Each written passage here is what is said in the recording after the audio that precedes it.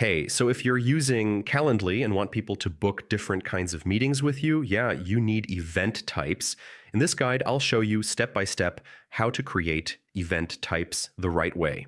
First thing, log into your Calendly account. Make sure you're on your main dashboard. Next, find the Event Types tab.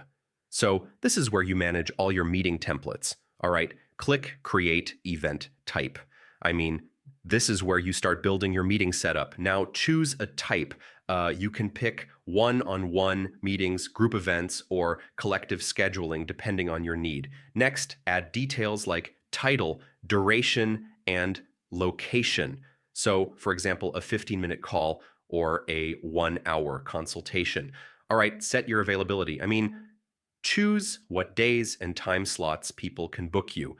And yeah, save your event type and copy the booking link. This is what you'll share with others so they can schedule meetings. So that's how you create event types in Calendly. Once you set them up, booking meetings becomes fully automated.